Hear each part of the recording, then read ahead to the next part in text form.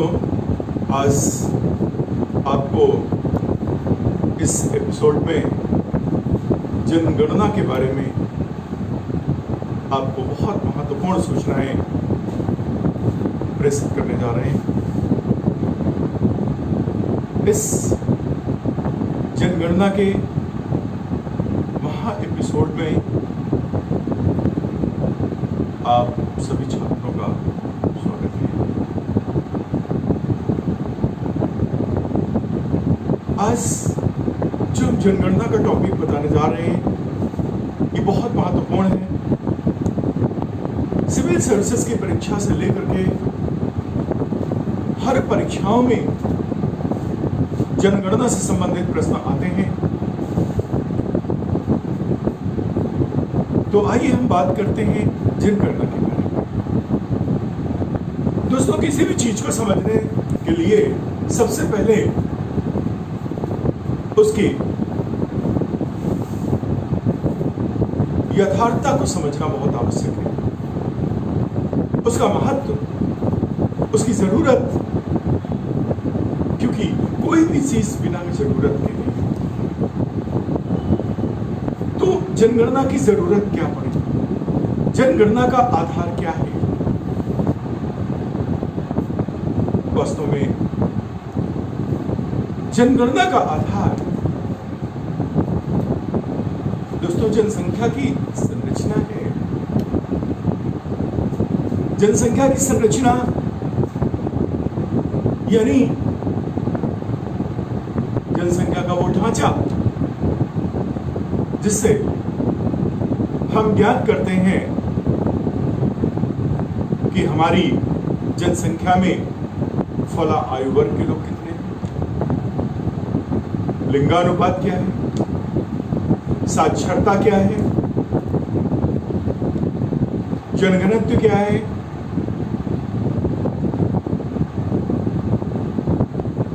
धार्मिक आंकड़े वगैरह सब हमारी इस जनगणना से प्राप्त हो। साथ ही साथ जनगणना हमारे प्रशासनिक संसाधनों में एक महत्वपूर्ण संसाधन है जिसके माध्यम से देश में हमें शासन करने में बड़ी सहूलतें मिलती हैं और जनगणना के आधार पर हम अपने कुशल प्रबंधन को अंजाम देते हैं और जनगणना के कारण ही हम अपने देश में रहने वाले हर उस अंतिम व्यक्ति तक पहुंच सकते हैं, उसकी तकलीफों को सुन सकते हैं, उसको सुविधाएं मुहैया करा सकते हैं जो हमारे देश में रह रहा है। हम अपने देश की समृद्धता भी अगर हमारी जनगणना नहीं है तो वो भी नहीं कर सकते, क्योंकि पर कैपिटा इनकम भी निकालने के लिए हमारी जनसंख्या की जनगणना की जरूरत पड़ती है। इसीलिए दोस्तों ये आज नहीं, प्राचीन काल से ही हमारे शासकों ने जनगणना को एक महत्वपूर्ण इवेंट्स के रूप में रखा है। अगर हम बात करें कि सर्वाधिक प्राचीनतम जो हमारी जनगणना है वो किसके द्वारा की गई है, तो पता चलता है कैडेस्ट्रल सर्वे के अनुसार ये ज्ञात होता है कि सबसे प्राचीनतम जनगणना हमारे रोमन साम्राज्य में की गई थी। और फिर हम देखते हैं कि 1500 ईसा पूर्व में इजराइल के द्वारा प्राचीनतम जनगणना के साक्ष्य हमें मिलते हैं। और फिर जब अपने भारत में आते हैं तो भारत में देखते हैं कि प्राचीनतम लिटरेचर यानी अर्थशास्त्र, आप जानते हैं अर्थशास्त्र किसके द्वारा लिखी गई है, यानी कौटिल्य, विष्णुगुप्त जिनका बचपन का नाम था, कौटिल्य उनकी उपाधि थी, और चाणक्य उनका प्रसिद्ध नाम था। इसलिए वो तीनों नामों से जाने जाते हैं। उन्होंने अर्थशास्त्र लिखी 321 से 296 ईसा पूर्व के बीच जो उसके उत्तरण हैं, उन्होंने अपने शासन में जनता की उपयोगिता, जनसंख्या की उपयोगिता को परिलक्षित करने के लिए उसका जिक्र किया। और फिर आगे आते हैं तो आईने अकबरी में भी इसका हमें उल्लेख मिलता है। और जो आज के हिसाब से जो हमारी आधुनिक जनगणना का जो सिस्टम है, ये सबसे पहले 1749 में स्वीडन सरकार ने आधुनिकतम तरीके से जनगणना कराई। दोस्तों, उसके बाद 1801 में इंग्लैंड ने अपने यहां जनगणना करवाई और 1890 में अमेरिका ने अपने राष्ट्र में पहली बार जनगणना करवाई। अब जब भारत की बात करते हैं तो भारत में आप जानते हैं कि 250 वर्षों तक अंग्रेजों का शासन रहा है। हम अंग्रेजों के औपनिवेशिक सत्ता के रूप में जाने जाते थे और उसी समय हमारे प्रयासों को ध्यान में रखते हुए अंग्रेजों ने कुछ संवैधानिक सुधार किए थे और अंग्रेजों ने उसके लिए कुछ न कुछ सुधार प्रक्रियाएं करनी शुरू की थी। उन्हीं में से सबसे पहले हम देखते हैं कि 1872 में सबसे पहले मेयो के समय जनगणना की गई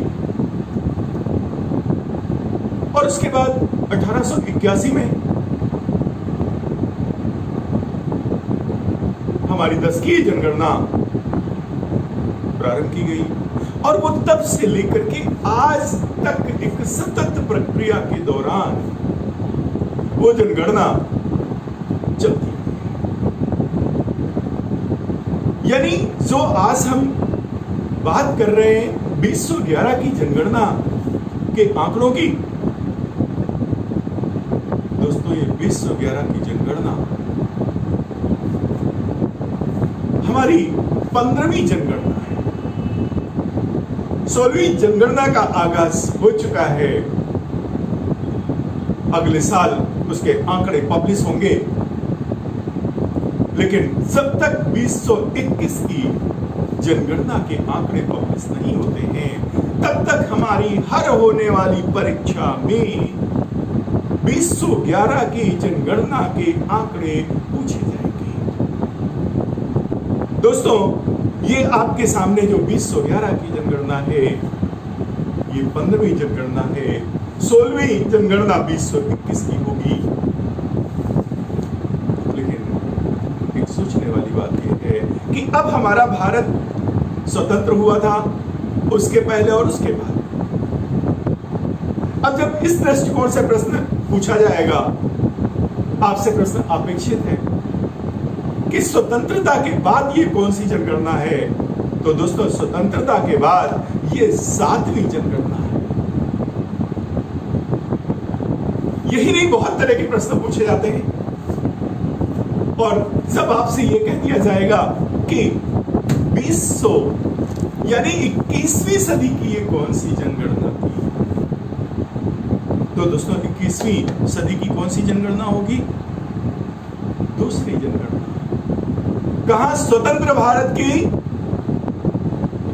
7वीं जनगणना, 21वीं सदी की दूसरी जनगणना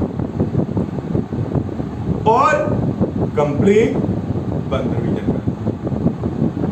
आप देखते हैं कि इस जनगणना से भारत की स्थिति का अवलोकन होता है। हमारे 1901 में मात्र 23.83 करोड़ जनसंख्या थी।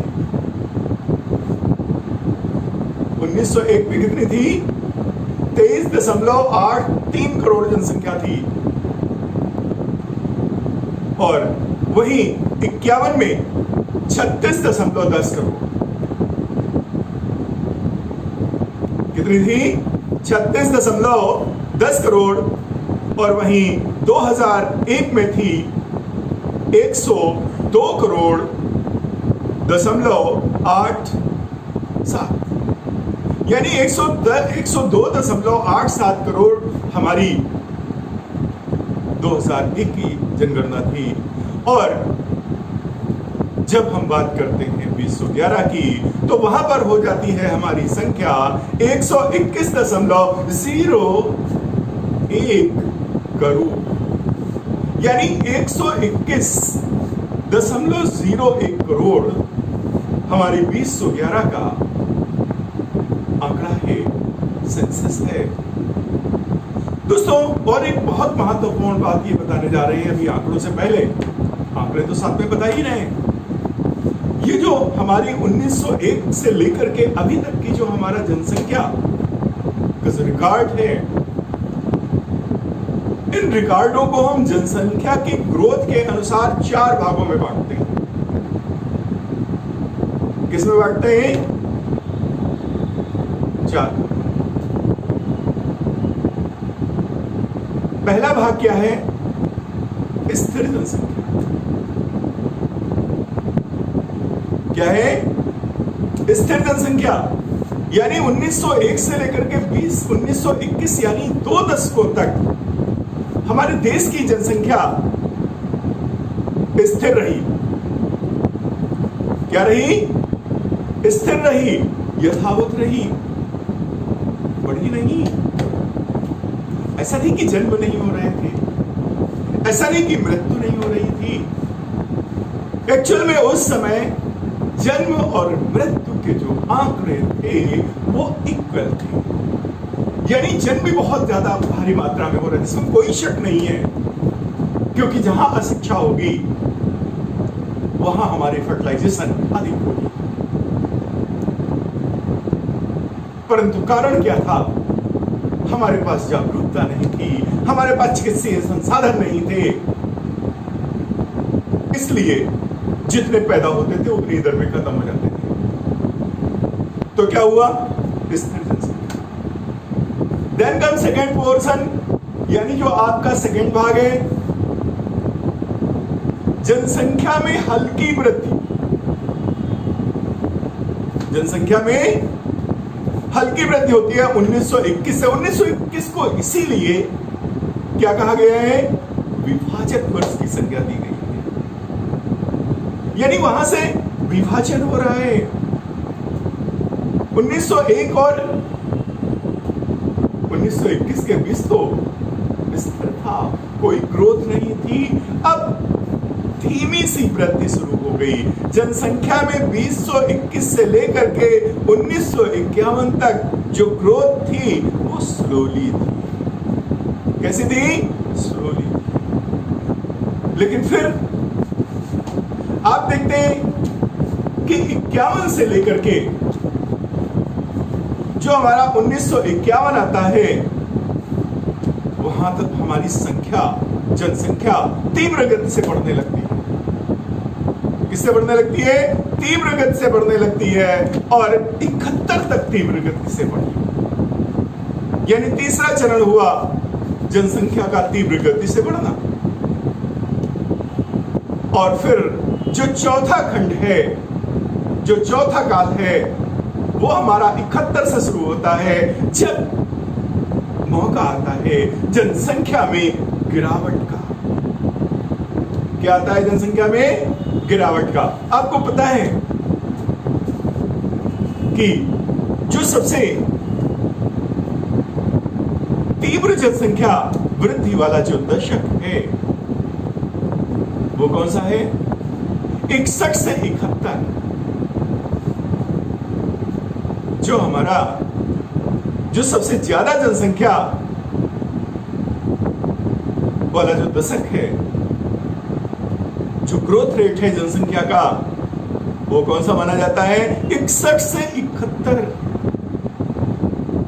यानी 24.80% की वृद्धि होती है। क्या होती है दोस्तों? 24.80 की वृद्धि होती है। तो कितनी हायर फ्रीक्वेंसी में ये ग्रोथ हुई। और फिर मैंने अभी एक चीज ध्यान में रखिएगा, मैंने बताया था 71 से डाउनफॉल होता है, जनसंख्या में 71 से डाउनफॉल होता है। 71 से जो 81 का दशक है, उसमें एक माइनर सा, एक अंतर सा, एक छोटा सा गिरावट दर्ज होता है। बहुत अंतर नहीं आया, लेकिन सिम्टम्स शुरू हो गए। यानी खुशियां हुई कि अरे चलो कुछ वृद्धि रुकी, कुछ गिरावट हुई। यानी जैसे आप लोगों में कोई पढ़ाई ना करता हो, एक दिन किताब उठा ले तो माँ बाप कितना प्रसन्न होते हैं कि कम से कम किताब तो उठाई। अभी तक नहीं पढ़ता था, अब 1 घंटा तो पढ़ना शुरू किया, अब 2 घंटा तो पढ़ना शुरू किया। ठीक उसी तरीके से भारत बहुत प्रसन्न हुआ, बहुत ज्यादा कामयाबी मिली कितनी? अब सुनिए, अभी मैंने बताया था हाईएस्ट वृद्धि थी 24.80% की, और यहां पर होता है 24.66%। क्या 24.66%? कितना माइनर सा अंतर है। तो इस तरीके से हमारी गिरावट वाला साल यहां से शुरू हो जाता है, और आप देखते हैं कि हमारी आज 17.64 है हमारी 10 की वृद्धि, यानी कितनी गिरावट हुई। दोस्तों, जनसंख्या पे हमारे माल्थस ने अपने सिद्धांत प्रतिपादित किए, कार्ल मार्क्स ने भी सिद्धांत स्थापित किए। जनसंख्या के सिद्धांत वास्तव में देखा जाए तो 2 है, एक प्रकृतिवादी सिद्धांत, एक समाजवादी सिद्धांत। प्रकृतिवादी सिद्धांत में सबसे प्रसिद्ध रहे रॉबर्ट माल्थस। उन्होंने दोस्तों बताया है कि जनसंख्या जो वृद्धि है, अगर हम अपनी जागरूकता और वैज्ञानिक कारण से अगर हम उसमें ब्रेकअप नहीं लेते हैं, सुधार नहीं करते हैं, तो एक समय पर प्रकृति अपने आप संतुलित कर देती है। महामारी, प्राकृतिक आपदा, इस तरीके से विभिन्न आपदाओं के माध्यम से प्रकृति जनसंख्या को नियंत्रित कर लेती है। और दूसरी चीज, माल्थस ने कहा है कि जो जनसंख्या है वो कैसे बढ़ती है? 1, 2, 4, 6, 8, 10, 12 इस तरीके से बढ़ती है। जबकि जो हमारी खाद्यान्न रसद आपूर्ति है वो गणितीय गणना के आधार पर 1, 2, 3, 4, 5 इस तरह बढ़ती है। माल्थस का कहना है कि अगर जनसंख्या हमारी बढ़ती गई तो दोस्तों 25 वर्ष में डबल हो जाएगी। कितना? 25 वर्ष में, हर 25 वर्ष में जनसंख्या डबल होती रहेगी। और अगर 200 वर्षों तक उसमें किसी प्रकार का अंकुश न लगाया तो हमारी जनसंख्या आज की 256 गुना हो जाएगी। कितनी हो जाएगी? 256 गुना हो जाएगी। यानी इतनी भारी मात्रा में जनसंख्या में वृद्धि होगी। और जब ज्यों-ज्यों हमारी जनसंख्या में वृद्धि होती है और जब मनुष्य के द्वारा नियंत्रित नहीं किया जाता है तो दोस्तों प्रकृति अपना, अभी देखिए किस प्रकार से मिस्टर कोरोना विश्व में पदार्पण कर चुके हैं कि पूरे विश्व में वे छलिया के रूप में घूम रहे हैं, कोई भी नहीं बच पा रहा है। अभी तो प्रक्रिया दोस्तों शुरू हुई है। कोरोना इतनी जल्दी जाने वाला नहीं है। जब तक हम लोगों को वो सीख नहीं देगा, जब तक आप मर्यादा में नहीं रहेंगे, जब तक समझोगे, तब तक बहुत बड़ा आंकड़ा बिगड़ चुका होगा। तो ऐसे ही आप देखते हैं कि बीच बीच में शताब्दी में 1-2 बार महामारियां, प्राकृतिक आपदाएं आती रहती हैं और कोई कारण नहीं है, केवल संतुलन स्थापित करना है। तो दूसरी जगह आपको मैंने दूसरे समाजवादी विचारधारा है जो कार्ल मार्क्स है। कार्ल मार्क्स ने कहा है कि समाज में 2 वर्ग होते हैं। कितने वर्ग होते हैं? 2 वर्ग। एक अमीर वर्ग होता है, एक गरीब वर्ग होता है। यानी एक शासक वर्ग होता है, एक शासित वर्ग होता है। आज भी आप देख लीजिए, जो आपका राजनेता है, उद्योगपति है, बड़े व्यापारी हैं, अधिकारी हैं, ये आपके किस में आ रहे हैं? शासन वर्ग में, एक अमीर वर्ग में। और दूसरा वर्ग है गरीब। तो कार्ल मार्क्स ने कहा है कि जो उच्च वर्ग है, अमीर वर्ग है, वो अपने पूंजी को पूंजीगत व्यय में खर्च करता है, संसाधनों को परचेज करता है, संसाधन बढ़ाता है। जबकि दोस्तों उसके अगेंस्ट में जो गरीब है, उसकी प्रॉपर्टी, उसकी संपत्ति क्या है? श्रम।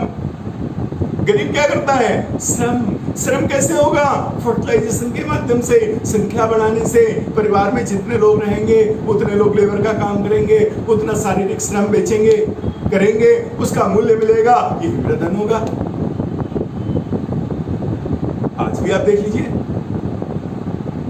आज आप देखिए जो थोड़ी बहुत अच्छी नौकरी करता है वो एक बच्चा पाल रहा है, तो 2 बच्चे भी नहीं करते लोग। पहले बहुत सारे बच्चे होते थे, कोई 17, 20, 27, और विभिन्न प्रकार से बस्ते। हमारे चिकित्सीय संसाधन अपग्रेड नहीं थे, बस्ते किसी के 3 थे, बाखूबी किसी के 10-12 बच जाए तो बच जाए, नहीं तो 1, 2, 1, 2, 3 इसी तरह बच जाते। फिर देखते हैं कि फिर संख्या 6, 7, 6, 7, 8 चलने लगी। उसके बाद आई 3, 3, 2, 3, 2, 3, अब आजकल 1 और 2 में हो गया।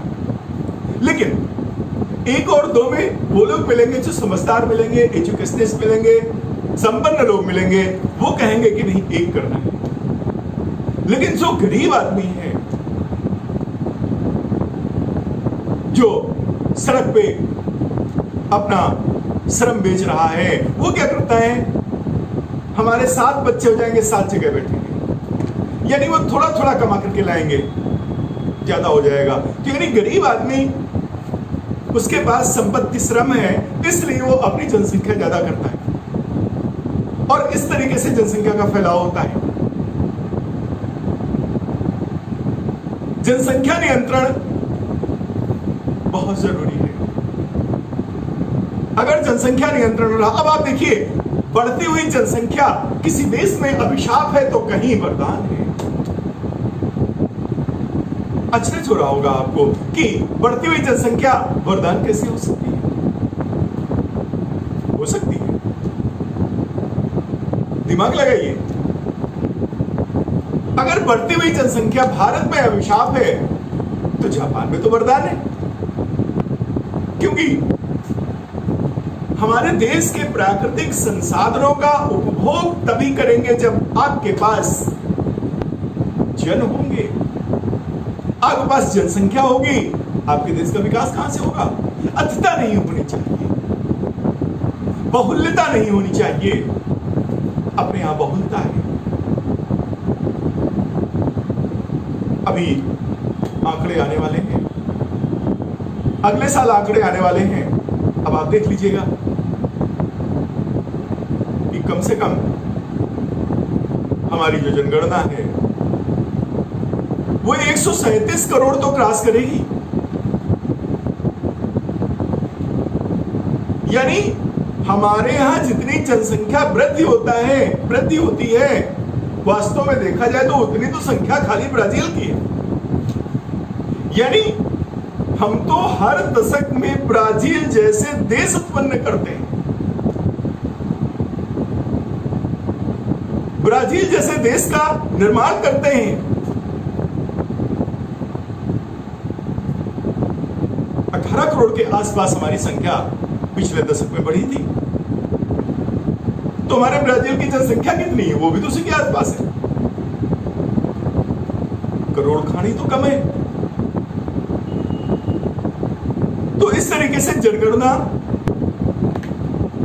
के माध्यम से हमें पता चलता है कि हमें जनसंख्या नियंत्रण पर कुछ उपाय करना चाहिए, जागरूकता करनी चाहिए, अपने संसाधनों को बढ़ाना चाहिए।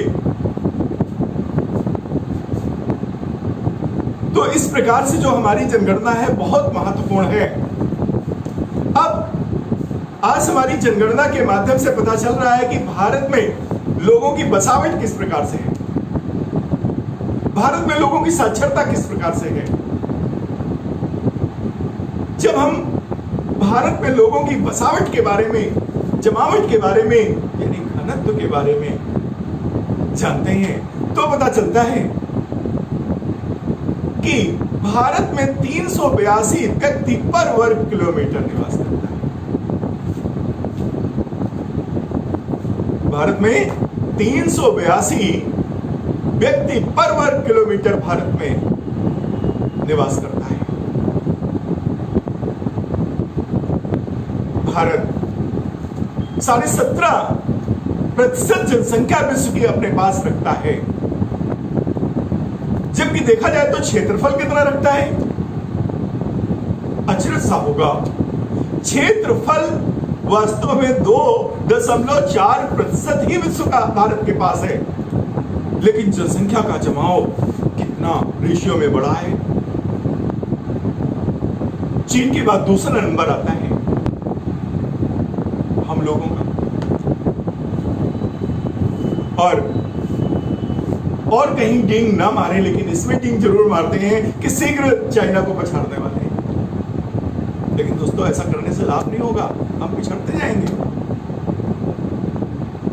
तो आज जनसंख्या के आंकड़ों से हमें क्या परिलक्षित होता है कि हमारा जनघनत्व क्या है। यानी आप देखिए, भारत का जनघनत्व 382 व्यक्ति पर वर्ग किलोमीटर बताया है। बहुत इंपॉर्टेंट प्रश्न है, हर परीक्षा में आता है। परीक्षा कोई बड़ी छोटी नहीं होती, किसी में कुछ भी आ सकता है। दूसरी चीज, जो सर्वाधिक जनघनत्व है, पिछले दशक में पश्चिम बंगाल हुआ करता था, पर 2011 के आंकड़ों में बंगाल ने क्रॉस कर दिया। किसको?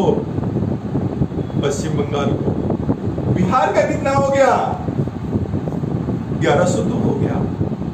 और अगर भारत का सर्वाधिक जनघनत्व बिहार में है, तो दोस्तों सबसे कम जनघनत्व कहां है?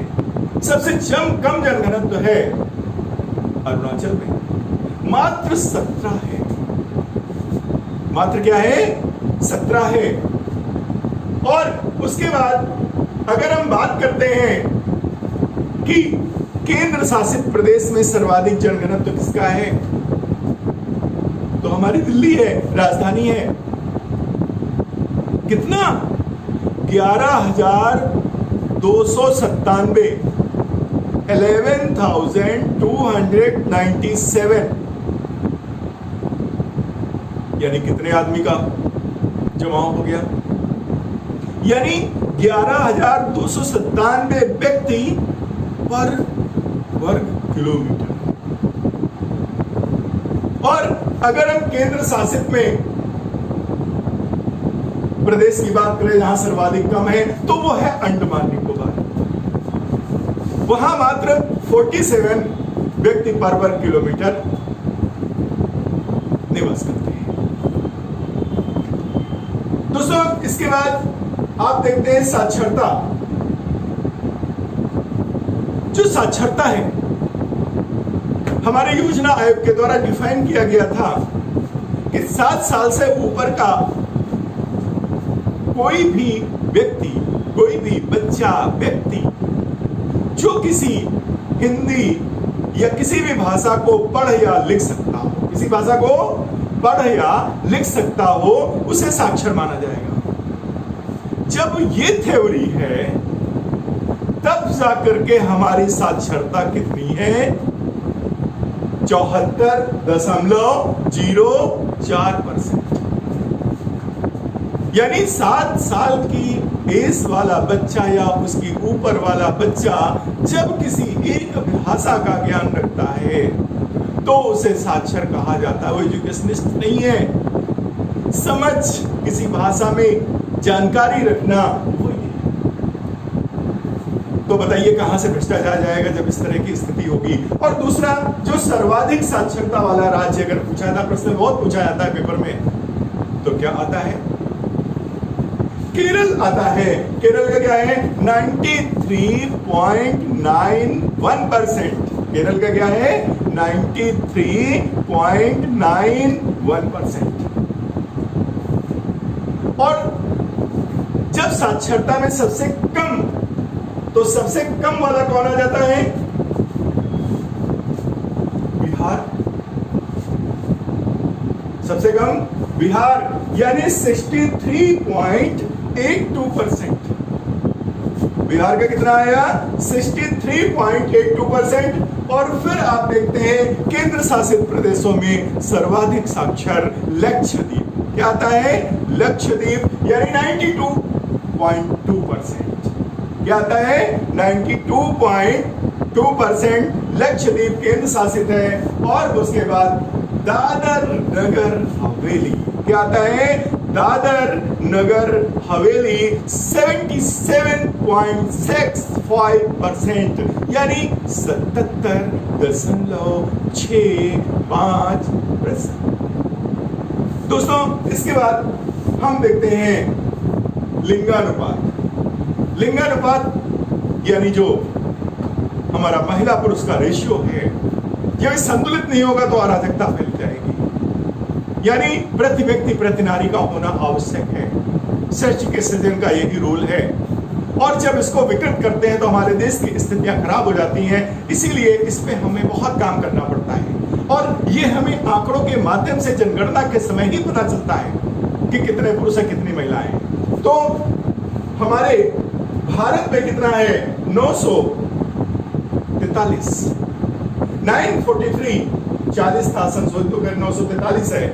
और जिसमें केरल में है 1084, यानी पर 1000 मेल, यानी 1000 पुरुषों पर 1084 केरल का है। और न्यूनतम है हरियाणा का। देखते हैं टीवी दूरदर्शन वगैरह देखेंगे, बिल्कुल दिखाता रहेगा, बार बार ये है, बहुत दिखाता रहता है। लेकिन दूरदर्शन लोगों ने देखना ही छोड़ दिया।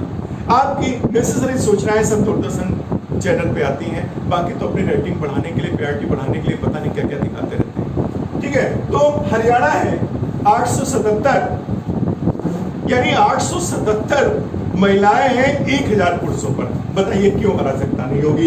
एंड देन कम पांडुचेरी, यानी केंद्र शासित प्रदेशों में पांडुचेरी में आते हैं तो 1000 पुरुषों पर 1038 महिलाएं। उसके बाद दोस्तों फिर आते हैं दमन दीव, वहां और भी स्थिति खराब है, हरियाणा से भी ज्यादा स्थिति नाजुक है। वहां पर है 618 महिलाएं पर 1000 पुरुषों पर, प्रति 1000 पुरुषों पर, यानी कि बहुत कम है। इसके बाद फिर देखते हैं कि जो हमारा जीवन प्रत्याशा है, हमारी जीवन प्रत्याशा है, हमारी जीवन प्रत्याशा आप देखते हैं 63.5 वर्ष है। 63.5 वर्ष, यानी मानव की जो जीवन प्रत्याशा है 63.5 ईयर्स है, यानी 63.5 वर्ष की एवरेज हमारी लाइफ है। अब इसमें हम जब अलग अलग करते हैं मेल और फीमेल को, पुरुष और स्त्रियों को, फिर हमें दूसरा रेट पता चलता है। तो जो पुरुष वाला है 62.6 ईयर्स है। पुरुषों का थोड़ा लेवल कम हो जाता है जीने का, बहुत वर्किंग करते हैं, है कि नहीं? क्या हो गया? 62.6 ईयर्स। वही जब महिलाओं की बात करते हैं तो महिलाओं की जीवन प्रत्याशा बढ़ जाती है, यानी क्या है 64.2 ईयर्स।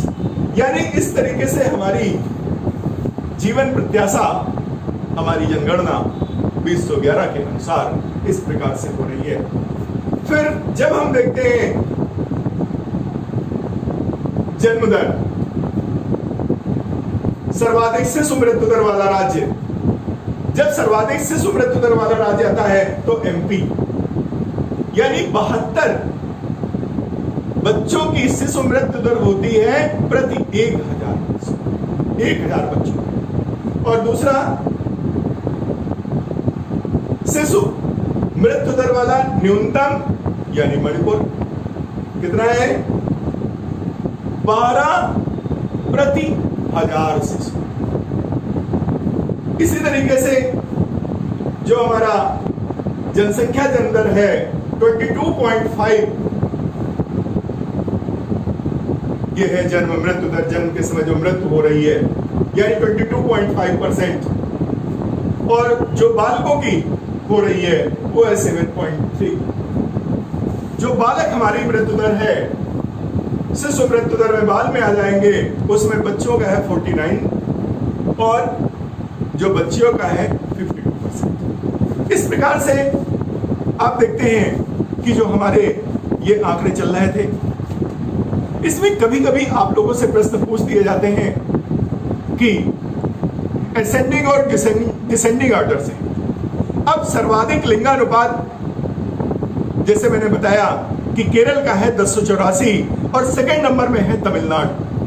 तमिलनाडु का है 995 व्यक्ति, 995 महिलाएं पर 1000 पुरुष, और उसके बाद आंध्रा का आता है 952, देन छत्तीसगढ़ आता है 991 और फिर मणिपुर आता है 987।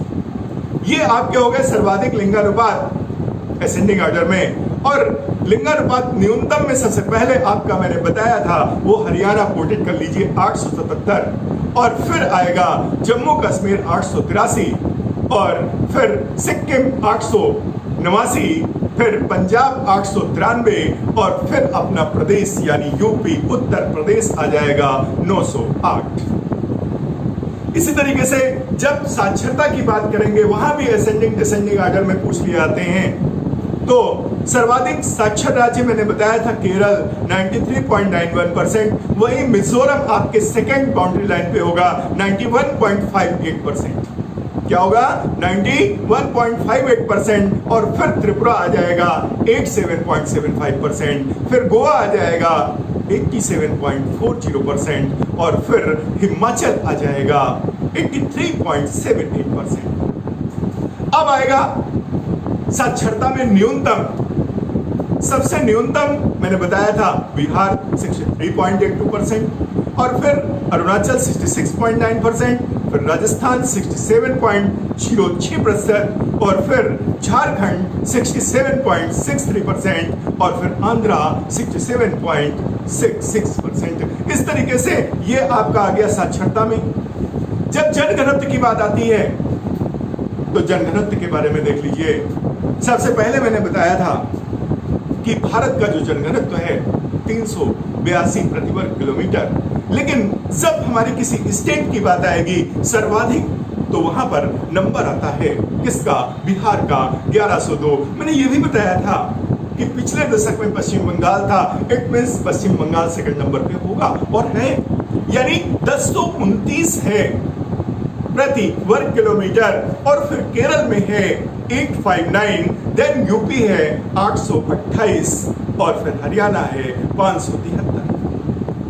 देन फिर न्यूनतम वाले में आ जाएंगे, तो न्यूनतम जो हमारा जनघनत्व है सबसे पहले है अरुणाचल में 17, और फिर इसके बाद मिजोरम में 52, फिर सिक्किम में 86, और फिर आ जाता है मणिपुर यानी 122।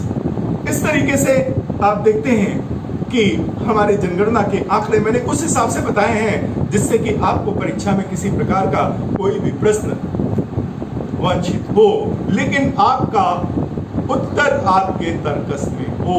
यानी हमें तैयारी इस तरीके से करनी है, किस तरीके से करनी है, जिससे प्रश्न कोई भी आए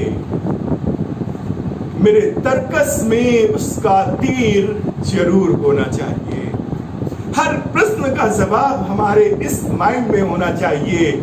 हमारा माइंड ही तर्कस है, हमारे हाथ ही गांडीव है। दोस्तों, ये जो मस्तिष्क है ये एक तरीके से ब्रह्मांड है। तो आप कितने भी सूचनाएं पिरो सकते हैं। आप जब तैयारी करें तो उस विषय को इस तरीके से लें जैसे हम दुश्मन देश से अटैक करने के लिए जिन जिन चीजों का ख्याल रखते हैं, जब हम चढ़ाई करते हैं तो हम सारी स्थितियों से पहले उसका आकलन करते हैं, जिससे कि हम किसी कारण से हम पीछे ना हटें। यानी उसकी आर्मी कैसी है, उसके इक्विपमेंट कैसे हैं, उसकी भौगोलिक स्थितियां कैसी हैं, उसके लोगों का धार्मिक रुझान कैसा है, आर्थिक स्टेटस कैसा है, इन सब चीजों को देख करके तब हम अटैक करते हैं। और शत्रु को कभी हमें कमतर नहीं समझना चाहिए। इसी तरीके से हमें हर एक पोर्शन को उसी तरीके से तैयारी करनी है, अच्छे से तैयारी करना है। ऐसा नहीं कि ऊपर ऊपर देखते देखते सब कुछ पढ़ लिया और पता चला सब कुछ पढ़ लिया और कुछ नहीं आता है। और इस तरह के बच्चे जानते हैं क्या कहते हैं, जब पेपर होता है तो कहते हैं बस यही नहीं आता, बाकी सब आता है। क्या बताएं, पता नहीं कौन सी मेरी किस्मत थी, किस तरह का पेपर बनाया, खाली मुझे यही नहीं आते, बाकी सब कुछ आता है। तो जब आप अच्छे से तैयारी करेंगे तो कोई दिक्कत नहीं होगी। बहुत सारे आपको मटेरियल मिलते हैं आजकल, तो क्रीम डायरेक्ट आपको मिल रही है। पहले तो जमाने में कोई कोचिंग नहीं थी, वही प्राइमरी स्कूल से कक्षा 6 से ABCD सीखना पड़ता था। और आज भी जो हमारे कैबिनेट प्रमुख वगैरह होंगे, आप देखिए वो प्राइमरी स्कूल के पढ़े लिखे होंगे। और आज जो IIT पास करके जा रहे हैं, जो इंग्लिश मीडियम से पढ़ करके जा रहे हैं, इतनी टेक्नोलॉजी से पढ़ाई करके जा रहे हैं, उन पर वो कमांड कर रहे हैं। वो उनको क्रॉस नहीं कर सकते क्योंकि उन्होंने अपने आप खोदा है, उन्होंने अपने आप बनाया है, उस ग्राउंड पे आए हैं। यहां सब इतनी सामग्री के साथ आपको कहीं वीडियो के माध्यम से, कहीं ऑनलाइन के माध्यम से, हर तरीके से सब कुछ दिया जा रहा है, तो पता चला हम लेने के लिए तैयार नहीं। दुनिया भर के YouTube में वीडियो पड़े होंगे, हर तरीके के लोग अलग अलग वीडियो बनाते हैं, लेकिन मेरा मोटो यही रहा है कि मैं जिस चीज को दूं उस प्रसंग में एक भी प्रश्न ऐसा ना हो जो कि एग्जाम में ना आए। और मैं बड़ी परीक्षा को टारगेट लेके चलता हूं, मैं सिविल की तैयारी की टारगेट लेके चलता हूं, उसमें हर एक आदमी के लिए रास्ता साफ नजर आता है। बस हर तक पढ़ना तो आपको पड़ेगा, समझना तो आपको पड़ेगा। पता चला वीडियो ऑन किया, लंबा है, थोड़ा और करके देख लेते हैं, देखा बंद कर दिया, देखा बंद कर दिया, नथिंग है, कुछ नहीं होने वाला है। केवल हम नौकरी चाहेंगे तो नौकरी जीवन में नहीं मिलेगी, चाहे आप 81 वर्ष तैयारी कर लीजिए, जीवन प्रत्याशा से भी ज्यादा। लेकिन वास्तव में अगर तैयारी करना चाहते हैं तो जम के तैयारी शुरू करें, और जब तक हमारी नौकरी लगे तब तक हम उसी तरह पढ़ेंगे। कम से कम 8 से लेकर के 10 घंटे हम पढ़ाई करेंगे। अभी देखिए हाई स्कूल का रिजल्ट अभी कल निकला है, उसमें 600 में 600 अंक निकले, 100%। आप देखिए एक छोटी सी बच्ची है, 10 घंटे पढ़ती है और कहती है छुट्टी के दिन हम ज्यादा पढ़ाई करते हैं। यहां लोग संडे ही तो मिला है, आज तो कपड़े बहुत धोने, आज तो बहुत काम है। काम के निकालने से काम बनेंगे, पढ़ाई के लिए आवर्स निकालने से के लिए आपके पढ़ाई के लिए रुझान बनेगा। पढ़ाई को जब तक आप सैद्धांतिक रूप से नहीं पढ़ेंगे तब तक कुछ होने वाला नहीं है। मैं अपना कलेजा निकाल के रख देता हूं, मैं वादा करता हूं मैं हर एक व्यक्ति को UPSC क्वालिफाई करा सकता हूं, बशर्ते क्या वो करना चाहता है। उसके लिए उचित धन तो छोड़ दीजिए, धन तो नथिंग के बराबर लगता है। जितना किसी बीटेक में 1 वर्ष का हॉस्टल का खर्चा होता है उतने में सिविल की तैयारी हो जाती, 3 साल पढ़ सकते हैं। लेकिन वो तब आपके लिए लगेगा जब वास्तव में पढ़ना चाहेंगे, जब घर में 50 बीघे पुदीना सूख रहा है। तो दोस्तों पढ़ाई में कहां 10 घंटे वहां पर सर खपाएंगे। खैर, मेरा उद्देश्य हरदम आप लोगों को समझाने का रहता है कि किसी तरीके से लोगों के वो कीड़े झड़ जाएं और अच्छी सी मेहनत करें। हम आपको फिर अगले एपिसोड में और बहुत अच्छी सी चीजें देंगे। आपका मेरा संबंध यही है कि आप मेरे वीडियो अच्छे से पढ़ें और अपनी पढ़ाई करें। पढ़ाई में कोई बाधा आती है आप मेरे से बात कर सकते हैं, वीडियो के अंदर उसमें नंबर दिए होंगे। आपको हर तरीके से सपोर्ट किया जा सकता है, बशर्ते कि आप पढ़ रहे हैं। तो इस तरीके से आज मेरा जनगणना का महा एपिसोड समाप्त होता है। और अगर आप लोगों ने पूरा वीडियो सुना तो उसके लिए बहुत बहुत धन्यवाद। इसी के साथ हम इस एपिसोड को समाप्त